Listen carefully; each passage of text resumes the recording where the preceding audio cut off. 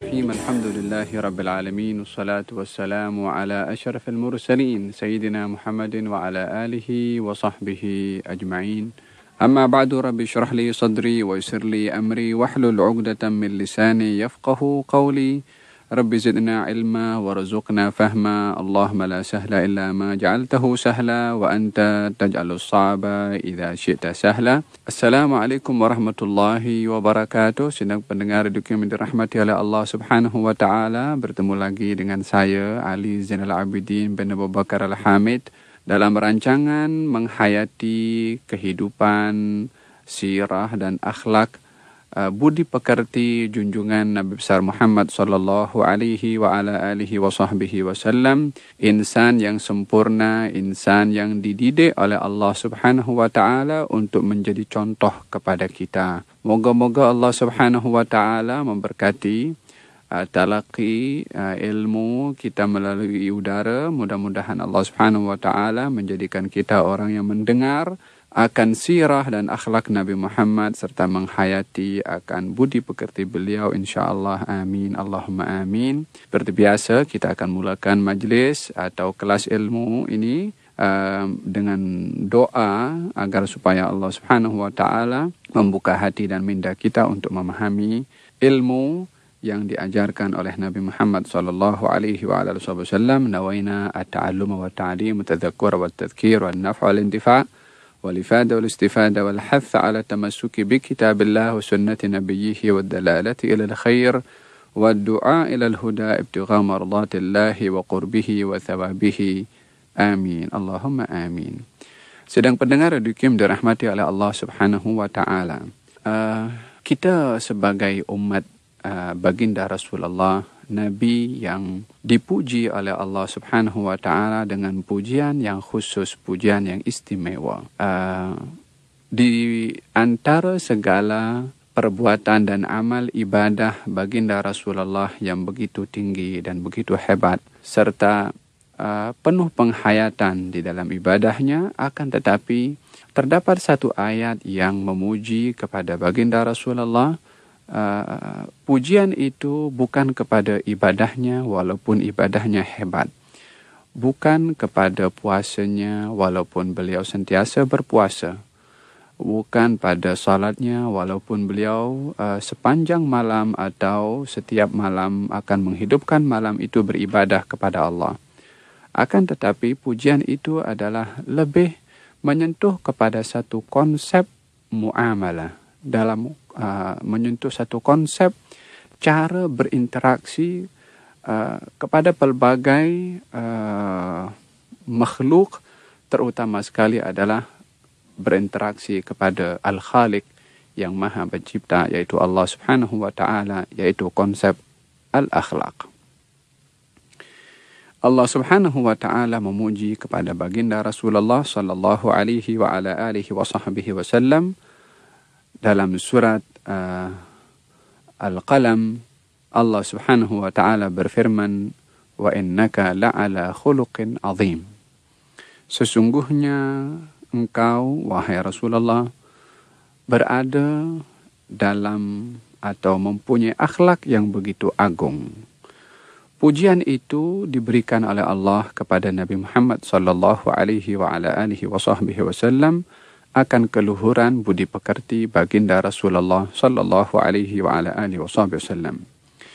Ingin memahami juga konsep akhlak yang diterjemahkan melalui perilaku baginda Rasulullah sallallahu alaihi wa ala wasallam, terungkap melalui lisan Siti Aisyah radhiyallahu anha wa ardhaha ketika ditanya tentang akhlak Nabi Muhammad sallallahu alaihi wa ala alihi wasallam.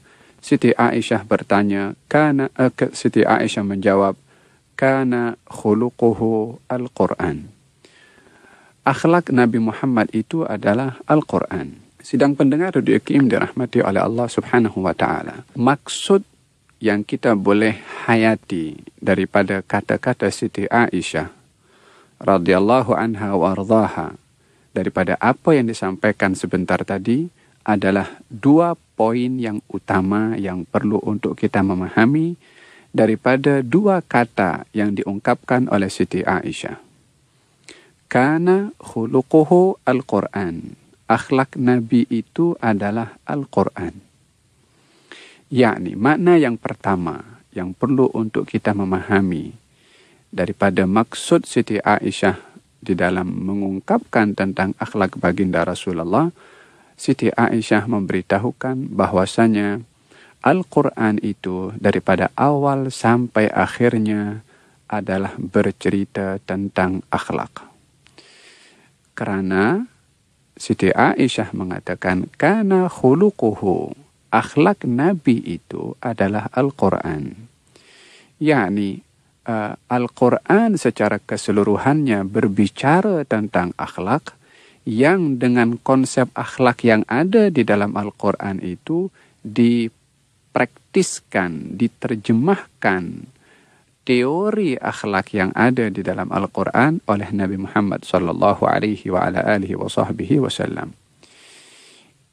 Maksud pertama daripada kata-kata Siti Aisyah ketika mengungkapkan akhlak Nabi itu adalah Al-Quran. Al-Quran itu secara keseluruhannya bercerita tentang akhlak.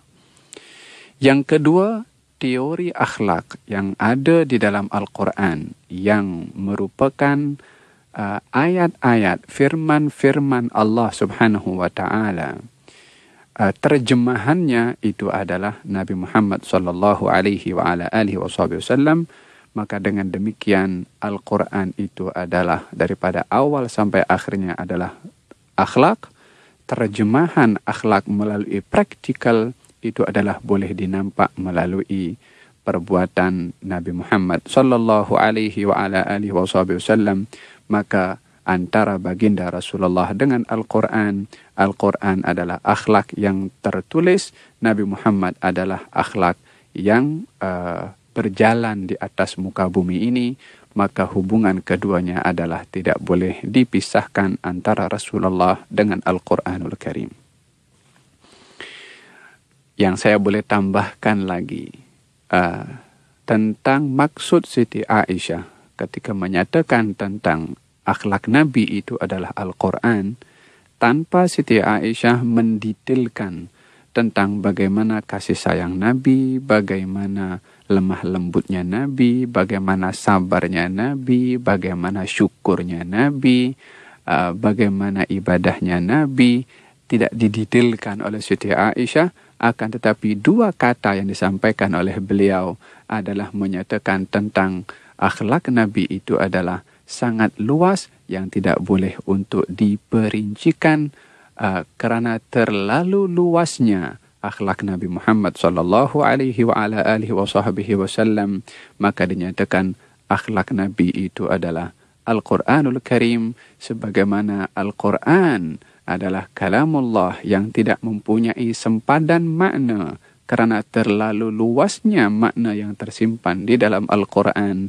Demikian juga akhlak Nabi Muhammad sallallahu alaihi wa ala alihi wa sahbihi wasallam, sebagaimana dikatakan oleh seorang penyair ahli hikmah, salah seorang arif billah, mengatakan wa ala tafannuni wasifihi biwasfihi yafna zamanu wa fihi ma lam yusafi. Sebanyak mana orang ingin menguraikan tentang akhlak Nabi Muhammad, sudah habis kata-kata mereka untuk menguraikan, sementara akhlak Nabi Muhammad belum habis lagi, yakni masih ada lagi yang masih belum teruraikan oleh kerana luasnya akhlak Nabi Muhammad sallallahu alaihi wa ala alihi wa sahbihi wasallam. Hadirin dan hadirat sedang pendengar Radio Kim dirahmati oleh Allah Subhanahu wa taala. Mukaddimah ini memberikan kepada kita satu prinsip agama yang dibawa oleh baginda Rasulullah adalah al-akhlaq. Oleh karena yang demikian, baginda Rasulullah sallallahu alaihi wa alihi wasallam bersabda di dalam hadis, "Innama bu'ithtu liutammima makarimal akhlaq." Sesungguhnya saya diutus oleh Allah Subhanahu wa taala adalah untuk menyempurnakan akhlak. Dihasarkan, dihadkan, disebutkan intipati ajaran yang dibawa oleh baginda Rasulullah adalah berkenaan dengan al-akhlak. dikhaskan sebutan ini oleh Nabi karena pentingnya masalah al-akhlak yang menjadikan sikap kita, menjadikan identiti kita, dan menjadikan perilaku kita menjadi indah bila mana dihiasi dengan akhlak. Sebaliknya, bila mana kita tidak berpandukan kepada konsep akhlak di dalam setiap kegiatan yang kita lakukan, apapun jawatan kita, apapun keturunan kita, apapun latar belakang kita, bila mana tidak diwarnai dengan keindahan akhlak, maka akan tercacatlah identiti kita. Akan ternodai image kita bila mana kita tidak berakhlak yang baik. Seseorang yang dia ahli di dalam ibadah, kerap beribadah kepada Allah di dalam puasanya, di dalam salatnya, di dalam berzikirnya. Akan tetapi bila mana akhlaknya kepada jirannya, kepada ahli keluarganya, kepada temannya, kepada rekan sekerjanya, kepada sesiapa sahaja yang ia berinteraksi dengan orang lain, kalau tidak menunjukkan akhlak yang baik, maka orang akan berkata, orang ini ahli ibadah, tapi sayang sekali akhlaknya tak baik kepada jirannya. Sayang sekali mulutnya suka menghina kepada orang lain. Sayang sekali suka mengumpat kepada orang lain. Sayang sekali tak baik dengan ahli keluarganya. Kata-kata itu akan terungkap walaupun orang itu ahli ibadah. Walaupun orang itu berpuasa, berzikir kepada Allah Subhanahu wa ta'ala. Mesti akan nampak cacatnya bila mana tidak mengekspresikan akhlak atau tidak menunjukkan akhlak yang baik dalam interaksinya dengan orang lain. Bahkan baginda Rasulullah sallallahu alaihi wasallam juga menjelaskan tentang pentingnya akhlak itu yang mesti diterjemahkan melalui perbuatan. Baginda bersabda, ad-dinul muamalah. Agama itu adalah muamalah. Artinya menunjukkan sikap. Nak tahu bagaimana agama kita itu, hakikatnya adalah sikap yang baik yang mesti ditunjukkan oleh mereka yang beragama al-Islam. Sidang pendengar yang dirahmati oleh Allah Subhanahu wa ta'ala, daripada mukaddimah yang saya sebutkan sebentar tadi, maka kita memahami bahwasanya Quran itu adalah sumber kepada akhlak. Nabi Muhammad terjemahan akhlak yang ada di dalam Al-Quran. Agama yang dibawa oleh Nabi sebagai seorang Rasul adalah intipatinya adalah al-akhlak. Dan akhlak itu akan dinampak melalui sikap yang kita tunjukkan baik kepada diri kita ataupun kepada yang ada di sekeliling kita. Maka dengan demikian kita dapat memahami bahwasanya konsep akhlak itu adalah jantung kepada agama yang dibawa oleh Nabi Muhammad sallallahu alaihi wa ala alihi wa sahbihi wasallam. Maka seseorang tidak dibenarkan untuk memahami agama daripada aspek ibadah sahaja, daripada salatnya, puasanya, zikirnya, zakatnya, hajinya. Tidak, akan tetapi memahami konsep ibadah, konsep agama itu adalah al-akhlak yang mesti wujud dalam puasa kita. Akhlak yang mesti wujud dalam salat kita, akhlak yang mesti wujud dalam zikir kita, akhlak yang mesti wujud dalam interaksi kita dengan sesama kita. Maka ini adalah merupakan hakikat keperluan akhlak yang diperlukan dalam segala perbuatan yang merangkumi kepada ibadah ataupun yang bukan kepada ibadah. Maka seseorang bila mana berakhlak akan dinampak keindahan daripada perangai seseorang bila mana menampilkan al-akhlak yang dibawa oleh Nabi Muhammad sallallahu alaihi wa ala alihi wa sahbihi wasallam. Sedang pendengar yang dirahmati oleh Allah Subhanahu wa taala, oleh karena yang demikian baginda Rasulullah sallallahu alaihi wa ala alihi wasallam menempatkan kedudukan akhlak begitu tinggi. Di dalam hadis beliau bersabda, maksud daripada hadis itu tiada yang lebih berat bagi seseorang, tiada yang lebih memberatkan kepada timbangan seseorang melebihi daripada akhlak yang baik. Yakni bila mana setiap amalan ditimbang oleh Allah Subhanahu wa taala, yang paling berat timbangan seseorang itu adalah bila mana ia mempunyai akhlak yang baik. Dalam riwayat yang lain dikatakan bahwasanya sesungguhnya orang yang mempunyai akhlak yang baik itu akan mengangkat darjat orang itu kepada darjat orang yang ahli di dalam salat, ahli di dalam berpuasa. Dengan akhlak yang baik boleh mengangkat darjat seseorang yang ibadah salatnya biasa, yang ibadah puasanya itu biasa, artinya apa yang menjadi tuntutan kepada dia lakukan, tetapi akan terangkat darjat orang itu kepada ahli di dalam ibadah salat, artinya banyak dalam salatnya, ahli dalam berpuasa, yaitu maknanya banyak di dalam berpuasa, yakni akan disamakan level orang yang berakhlak yang baik, walaupun ibadah salatnya sederhana, walaupun ibadah puasanya sederhana, akan diangkat darjatnya dalam level ke darjat level orang-orang yang ahli ibadah salat dan ahli ibadah puasa dengan akhlak yang baik. Akan tetapi seseorang yang ahli dalam ibadah salat, ahli dalam ibadah puasa, banyak salatnya, banyak puasanya, bila mana tidak menampilkan akhlak yang baik, maka akan menjadikan gugurnya amal ibadah puasa tersebut. Nabi bersabda, "Kam min sha'imin laisa lahu min shiyamihi illa al-ju' wal 'atash." Berapa banyak orang yang dia berpuasa tapi tak ada dapat fadilah apa-apa daripada puasanya kecuali lapar dan haus sahaja.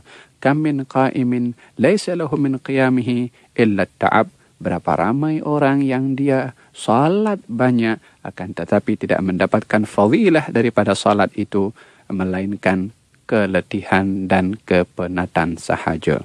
Ahli dalam salat, ahli dalam puasa, tapi tak ada fadilahnya disebabkan tidak berakhlak dalam salatnya, tidak berakhlak di dalam berpuasanya. Maka dengan demikian semua sesuatu perkara memerlukan kepada akhlak. Semua perkara akan sempurna dengan akhlak. Akhlak adalah merupakan di atas segala-galanya. Diperlukan oleh ibadah salat kita, puasa kita, zikir kita, dan ibadah-ibadah yang lain. Maka dengan demikian akhlak adalah merupakan segala perkara kesempurnaan kepada segala ibadah yang dilakukan oleh orang yang beriman kepada Allah Subhanahu wa ta'ala. Di antara fadilah akhlak juga, sedang pendengar yang dirahmati oleh Allah Subhanahu wa ta'ala, baginda Rasulullah bersabda, aqrabukum minni manzilan yaumal qiyamah ahasinukum akhlaqa. Orang yang paling hampir dengan aku nanti di hari kiamat adalah orang yang paling baik akhlaknya. Demikian kata Nabi Muhammad sallallahu alaihi wa ala alihi wa sahbihi wasallam. Kita dapat mengambil kesimpulan tentang pentingnya akhlak di dalam agama kita ianya adalah merupakan jantung kepada agama. Akhlak adalah merupakan wasilah untuk hampir dengan Rasulullah. Akhlak itu adalah diperlukan oleh segala ibadah. Akhlak itu adalah merupakan amalan yang paling berat dalam timbangan seseorang di sisi Allah Subhanahu wa ta'ala.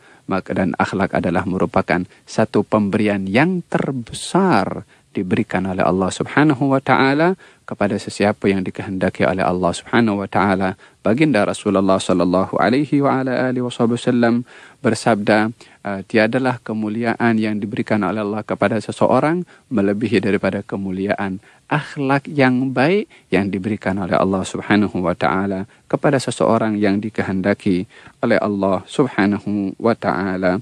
Demikian dalam hadis yang diriwayatkan oleh Imam Tabarani, baginda Rasulullah sallallahu alaihi wa ala alihi wasallam bersabda, "Innallaha istakhlasa hadzal din li nafsihi." Allah Subhanahu wa ta'ala telah memilih agama ini, yakni agama Islam, untuk dirinya, yakni untuk Allah Subhanahu wa ta'ala, agama yang hanya diterima oleh Allah, yaitu al-Islam. Wala yasluhu lidinikum illa as-sakha'u wa husnul khuluq.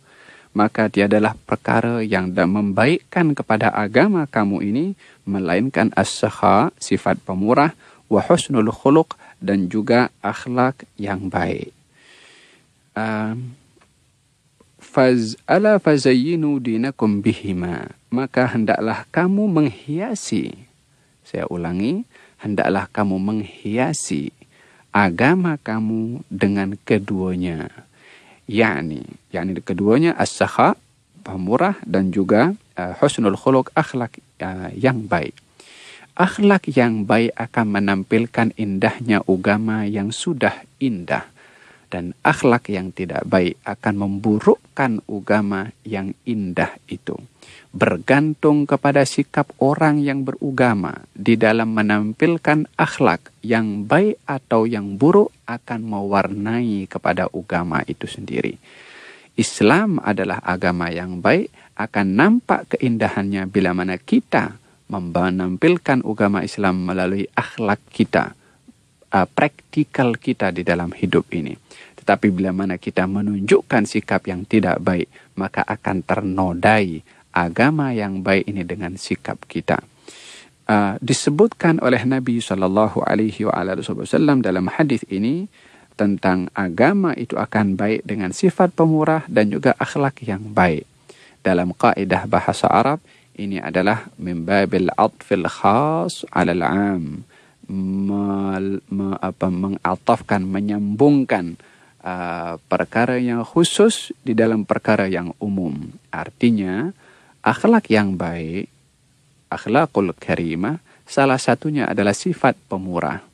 Termasuk juga akhlak-akhlak yang lain seperti sabar, seperti syukur, seperti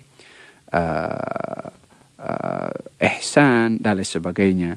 Akan tetapi dikeluarkan, diasingkan oleh Nabi sebutan akhlak pemurah disebabkan oleh kerana sifat pemurah itu adalah merupakan sifat yang amat terpuji, sifat yang menghampirkan seseorang kepada Allah, sifat yang menghampirkan seseorang kepada syurga Allah Subhanahu wa ta'ala, maka disebutkan dalam bentuk diasingkan daripada akhlak yang mulia walaupun ianya termasuk karena pentingnya sifat pemurah itu.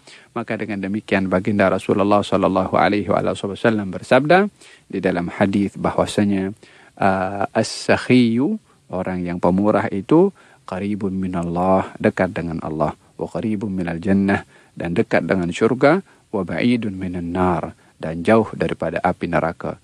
Adapun al-bakhil, kadekut, lawan kepada as-sakhi, pemurah, qaribun minan nar, dekat dengan neraka, ba'idun minallah, jauh daripada Allah, wa ba'idun minal jannah, dan juga jauh daripada neraka, dan jauh daripada syurga. Sifat kedekut adalah dekat dengan neraka, jauh dari Allah, jauh daripada syurga Allah Subhanahu wa ta'ala, atau kama qala Rasulullah sallallahu alaihi wa ala alihi wa sahbihi wasallam. Hadis ini menceritakan tentang pentingnya kedudukan akhlak di dalam agama yang dibawa oleh Nabi Muhammad sallallahu alaihi wa ala alihi wa sahbihi wasallam.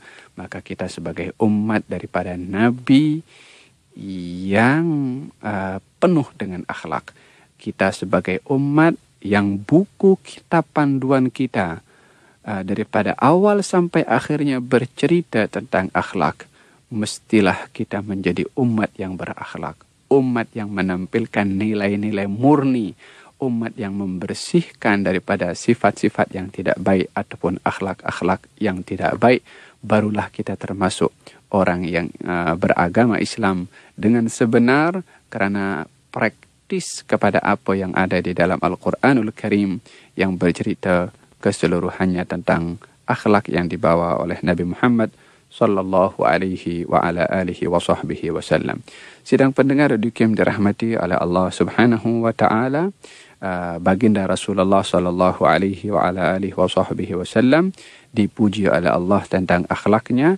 Ianya merangkumi dalam akhlak baginda Rasulullah terhadap dirinya, akhlak baginda Rasulullah terhadap ahli keluarganya, akhlak baginda Rasulullah terhadap sahabat-sahabatnya, akhlak baginda Rasulullah kepada hayawan, akhlak baginda Rasulullah kepada makhluk Allah secara amnya.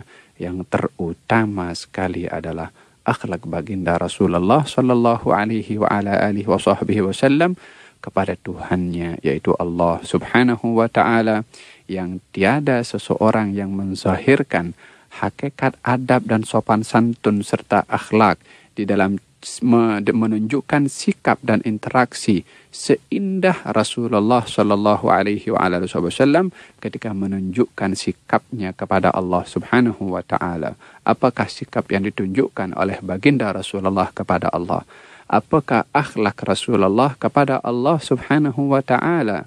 Tidak lain dan tidak bukan, yang terutama sekali akhlak baginda Rasulullah kepada Allah Subhanahu Wa Taala adalah menzahirkan pengabdiannya yang mutlak kepada Allah Subhanahu Wa Taala, menzahirkan keperluan, kefakiran dan kemiskinannya kepada Allah Subhanahu Wa Taala, menzahirkan ketiadaan kekuatan dan upaya yang ada pada beliau, melainkan bergantung kepada Allah Subhanahu Wa Taala.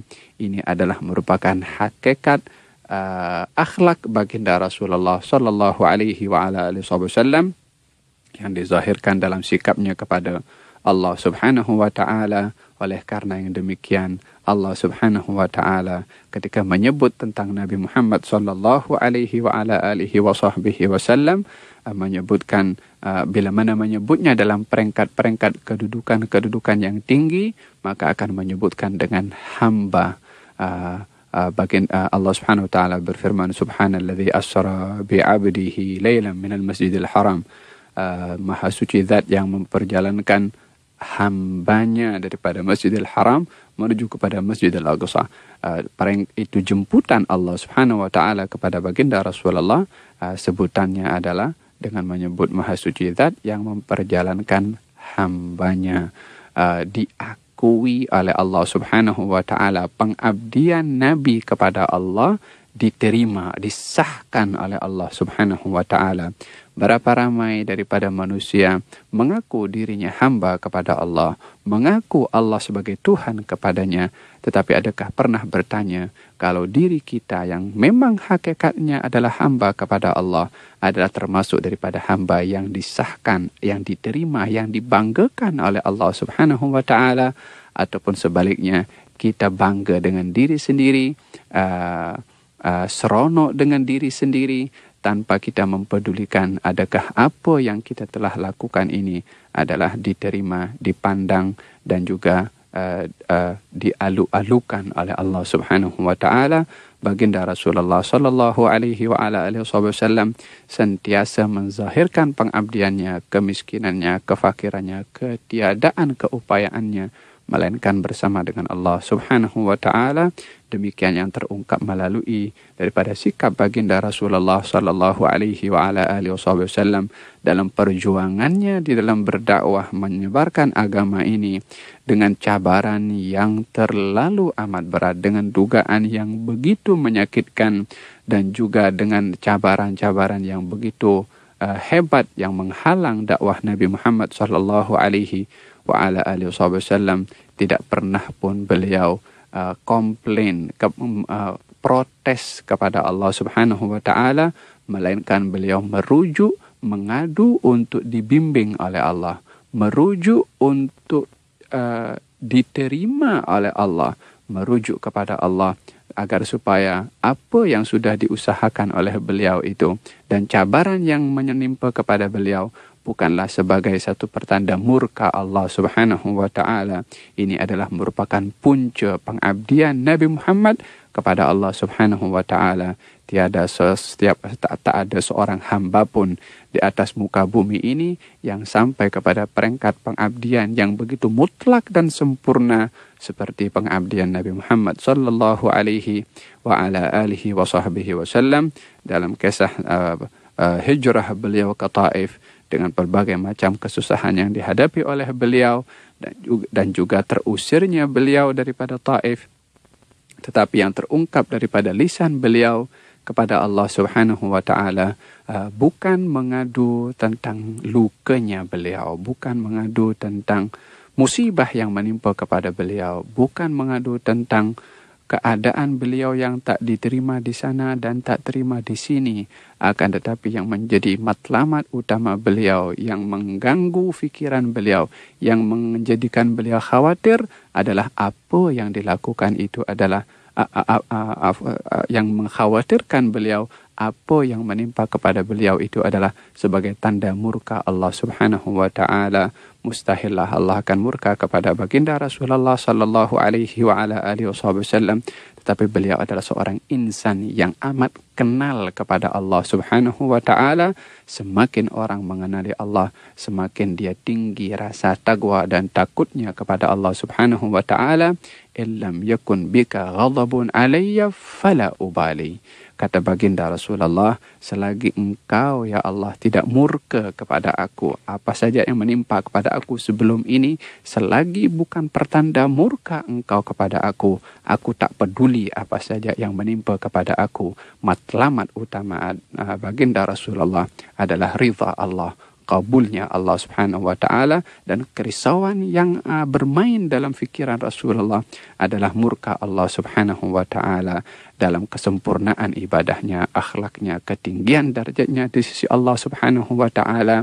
Beliau menanamkan rasa takut yang luar biasa kepada Allah. Semakin tinggi derajat seseorang di sisi Allah, semakin takut kepada Allah Subhanahu wa taala. Yang merasa aman dari perasaan takut kepada Allah di dunia, maka dia tidak akan merasa aman daripada rasa takut kepada Allah Subhanahu wa taala di akhirat. Allah tidak akan menghimpunkan dua perasaan takut kepada seseorang. Orang yang takut di dunia maka akan aman di akhirat. Orang yang tidak takut di dunia maka dia akan ditakutkan di akhirat. Sidang pendengar yang dirahmati oleh Allah Subhanahu wa taala, demikian sekelumit berkenaan dengan masalah kaitan tentang akhlak Nabi dengan Al-Qur'anul Karim dan intipati daripada agama yang dibawa oleh baginda Rasulullah.